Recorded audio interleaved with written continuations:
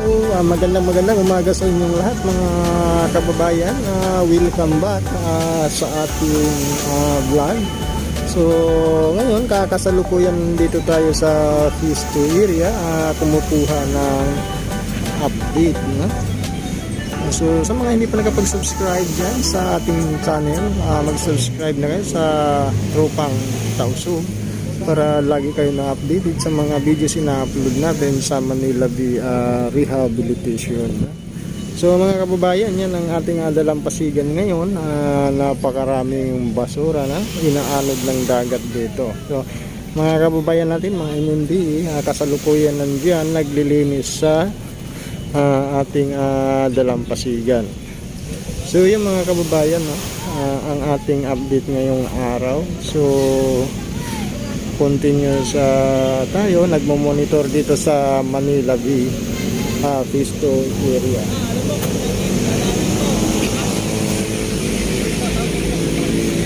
So mga kababayan mo, Luzon, Visayas at Mindanao, iba't ibang panig ng mundo. Sa mga hindi pa nakapag-subscribe sa ating channel, no, huwag kalimutan na pakipindot na bell button para lagi kayo na-update or nanonotify ng ating video. So mga kababayan, no, dito sa Phase 1 area, no, napakaganda ng ating panahon at ang ating dagat, no, hindi maalon, tahimik ang dagat ngayon, no?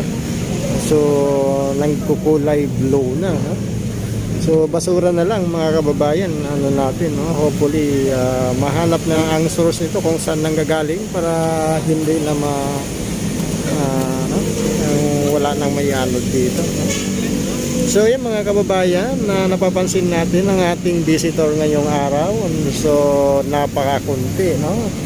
Kasi yung iba mga kababayan natin, sila ay nasa trabaho. Pero tingnan natin kung ewan ko mamayang hapon kung darating may mga visitor darating dito, no? So mga kababayan, ang dagsaan talaga ng mga bumibisita dito sa Manila Bay, no? Saturday at saka Sunday pag walang trabaho. So marami dito nagpapahinga kasi gawa ng yung hangin na galing sa dagat, no, hindi na mabaho. At saka maraming area dito malinis na. Except na lang itong inaanod na ng dagat, mga basura na to. Pero malilinis na yan. Nandito yung atin dyan sa harap natin mga naglilinis na mahinga lang saglit kasi doon sila galing sa may Phase 1 area kanina, no? So yan mga kababayan, no, napapansin natin mga ilan lang visitor natin ngayon dito sa bandang area kabila. So yan, wala gaano mga namimisita dito gawa ng ngayon nga sila ay nasa trabaho.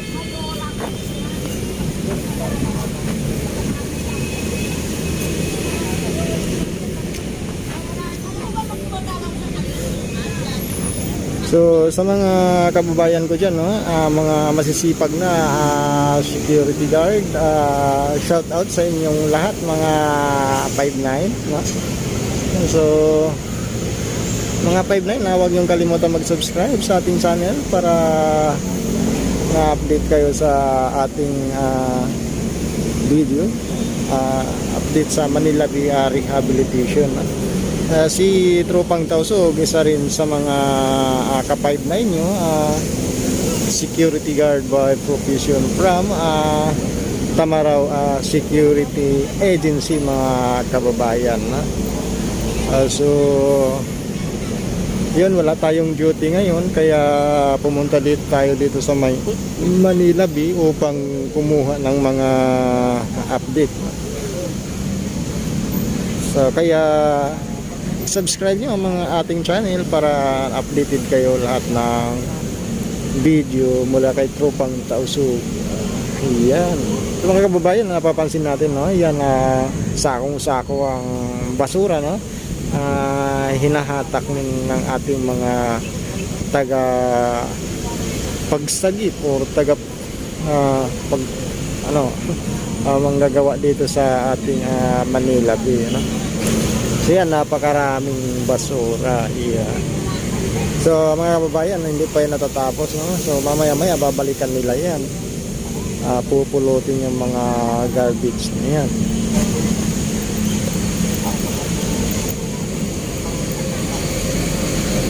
So yung mga kababayan, continuous tayo sa pag-monitor dito sa phase 2 area.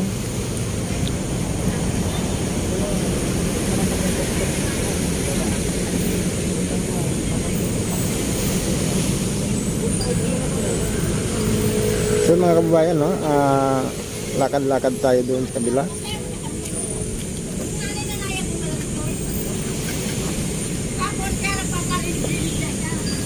So yung mga kababayan, ang ating daungan ng barge, tapos na yan. Hinihintay na lang yan ang deliver ng mga black sand. So wala pang deliver ngayon, aabangan natin sa pagdating ng mga black sand. Pero mga kababayan, balita natin kanina sa Dolomite Sand, no, may darating mamaya. At saka yung niyog ay tatanim dito sa may hukay na unang updates natin dito banda sa area na phase 3 at saka hanggang doon sa malapit sa may Manila Yacht Club, no? So dadalhin doon ng mga niyog, doon itatanim mga kababayan. Hopefully sana nandito tayo upang makakuha tayo ng update na, no, sa pagtatanim ng niyog. Hindi pa kasi ako nakakita ng pagtanim dito ng niyog, no? Pero sa province lagi-lagi.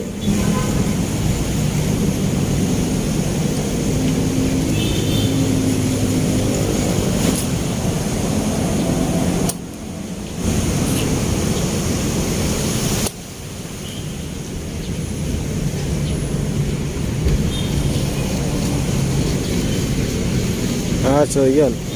Sa province mga kababayan, no, lagi-lagi tayo doon na nakakapagtanim ng niyog kahit paano.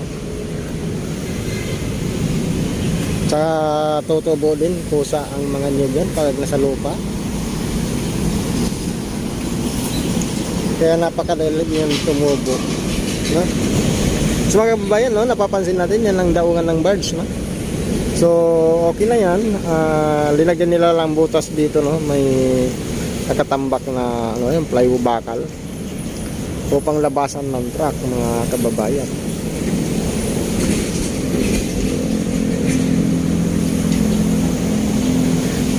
So mga kababayan,